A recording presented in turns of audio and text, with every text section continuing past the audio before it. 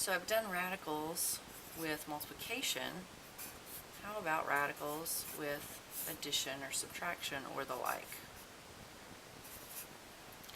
Getting a little fancy here right from the get-go, but this is similar in look to the previous video, except here we have a plus as opposed to a multiplication.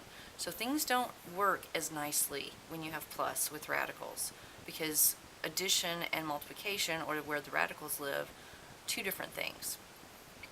So I'm going to work this as looking at this 18 is 9 times 2. I'm trying to isolate any square roots that I have in there.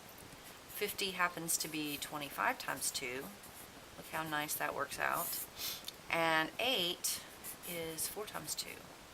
So notice I've got 2's here, so that gives me a hint that something nice is going to happen. So now within this, I can do square root of 9 times square root of 2. I can do square root of 25 times square root of 2. Here I have square root of 4 times square root of 2. Notice we have some implied parentheses here because of order of operations. Those go first, then those, then these. So this is 3 square root of 2 plus 5 square root of 2, and then I have square root of 4 is 2 square root of 2.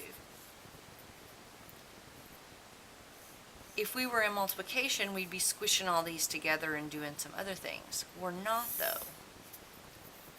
We have to actually use some distributive property. Notice we have square roots of 2 on the top. So I'm going to factor out a square root of 2. And I'm going to be left with 3 plus 5 on the inside. And on the bottom I have 2 square root of 2 still. And then I can come in here and go, now that I'm multiplied, so this is now its own little isolated thing. I'm multiplied here, and I have a division. Here's where I can cancel these guys. So I'm left with 3 plus 5 over 2. Well, that's 8 over 2, which is 4.